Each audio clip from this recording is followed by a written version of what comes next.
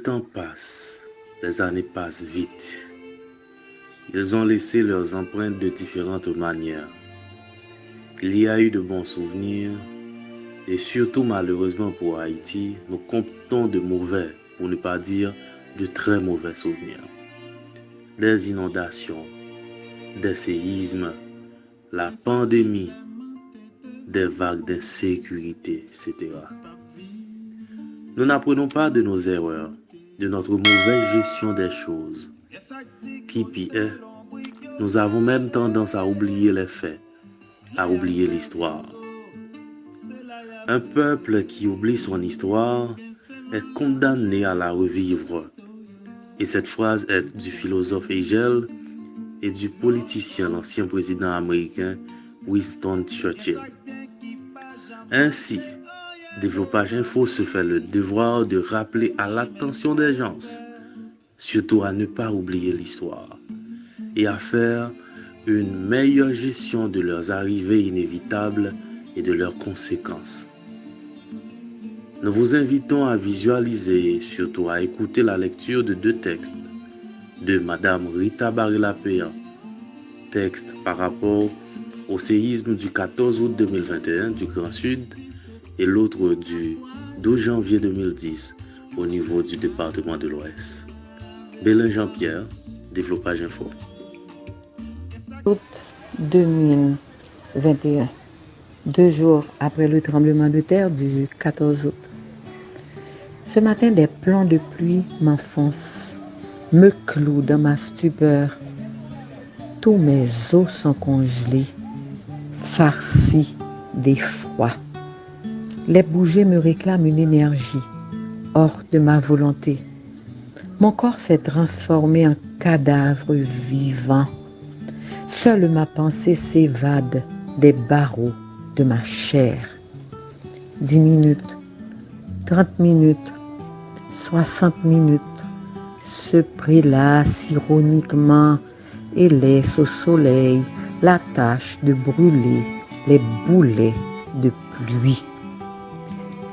Comme dans une ronde éternelle, du haute droit que je m'y mette, la danse continue, mais les danseurs changent. À présent, c'est au tour d'un soleil agressif d'envahir notre territoire pour me décongeler, peut-être me relâcher les os. Hélas, bien hélas, mon corps reste figé, prisonnier de lui-même, tandis que mes pensées volages remontent le temps. Elles se fixent sur le tremblement de terre du 14 août dernier. Sans répit, son concert lugubre me martèle les tympans. Sa force d'ogre s'en est pris sans pitié à la terre, aux collines et montagnes. Tout le jour, plus de 500 fois, il a grondé, détruit, tué dans un esprit de pleine domination. Dans ce jour, plus que nuit, une boule à la gorge, je suis tétanisée par le chuintement des bananiers, le gémissement des racines arrachées, le grincement ironique des toitures métalliques, la supplication des maisonnettes pliant genoux, les cris des désespérés, la plainte des moribonds. La vision du ventre de la terre s'ouvrant pour enterrer des vivants m'anéantit. Je m'enterre dans ma torpeur, demande, sans comprendre, en même temps à Dieu, la vie et la mort.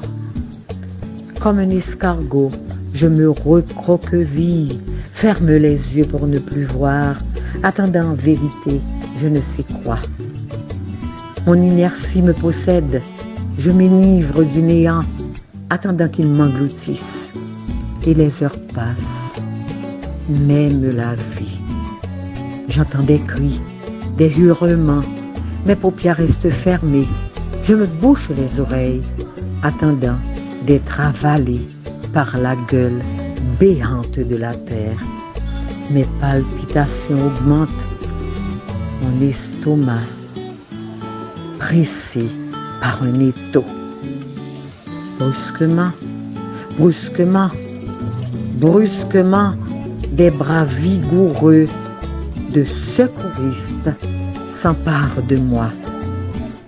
Des humains, haïtiens étrangers, sont venus, nous apportant un brin d'espoir, une branche de sauvetage, un fruit d'amour, un arbre de vie.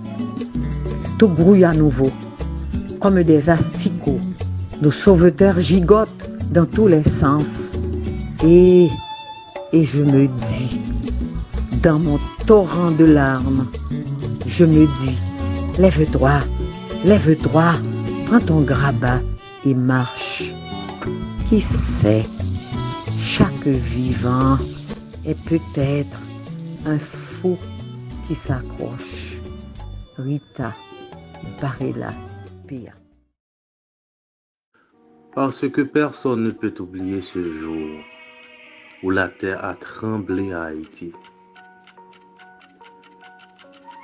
Après le séisme du 12 janvier 2010, je fermais à double tour ce passage combien affreux de mon existence. Je voulais enfouir et perdre dans les dédales de mon cerveau ce douloureux vécu. Être frappé d'amnésie partielle était mon vœu le plus cher. À l'aide d'un pilon, je pulvérisais et entassais au fond de ma mémoire ces 55 secondes d'horreur. Pourtant, presque à mon insu, ma plume, simple pinceau entre les doigts, choisit dans ses allées et venues son itinéraire. Elle s'arrêta sur une colline de Port-au-Prince. Elle me retraça une partie du temps que j'y ai passé et passe encore.